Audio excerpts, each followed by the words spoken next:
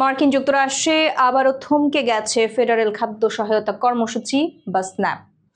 Supreme কোর্টের এক আদেশে মিশিগান সহ সারা দেশে খাদ্য সহায়তা অর্থ প্রদান সাময়িকভাবে বন্ধ হয়ে গেছে। ফলে 1 মিলিয়নেরও বেশি মিশিগানবাসী পড়েছেন অনিশ্চয়তায়।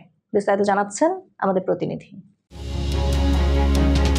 মার্কিন যুক্তরাষ্ট্রে আবারও থমকে গেছে ফেডারেল খাদ্য সহায়তা কর্মসূচি, যার ফলে মিশিগান সহ সারা দেশে লাখ লাখ নিম্ন আয়ের মানুষ পড়েছেন চরম অনিশ্চয়তায়। শুক্রবার রাতে মার্কিন সুপ্রিম কোর্ট এক জরুরি আদেশে সম্পূর্ণ সুবিধা প্রদানের নির্দেশ স্থগিত করেছে। মিশিগান স্বাস্থ্য ও মানব সেবা বিভাগ জানিয়েছে, নভেম্বর মাসের স্ন্যাপ সুবিধা আপাতত বন্ধ থাকবে যতক্ষণ না আদালত বা কৃষি বিভাগ নতুন কোনো সিদ্ধান্ত নেয়। বিভাগের পরিচালক এলিজাবেথ হার্টেল বলেছেন, এই রায় শুধু প্রশাসনিক জটিলতা নয়, এটি 1 মিলিয়নেরও বেশি মিশিগানবাসীর জন্য হতাশা, বিভ্রান্তি ও ক্ষুধার কারণ হয়ে দাঁড়িয়েছে।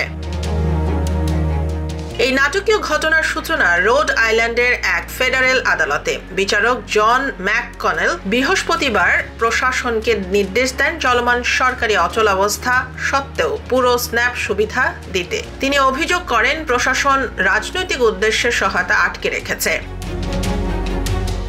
কিন্তু ট্রাম্প প্রশাসন সেই আদেশের বিরুদ্ধে আপিল করে জানায়, আদালতের কোনো ক্ষমতা নেই কংগ্রেসের অনুমোদন ছাড়া অর্থ ব্যয় করতে বলার। ন্যায় বিচার বিভাগ যুক্তি দেয়, আদালত ইউএসডিএ কে স্কুল লাঞ্চের অর্থ কেটে নিয়ে স্ন্যাপ চালাতে বাধ্য করতে পারে না। আপিল কোর্ট সেই আপিল খারিজ করলেও শুক্রবার রাতে সুপ্রিম কোর্ট প্রশাসনের অনুরোধ মঞ্জুর করে অস্থায়ী স্থগিতাদেশ দেয়। ফলে স্ন্যাপ সুবিধা এখন কার্যত স্থগিত।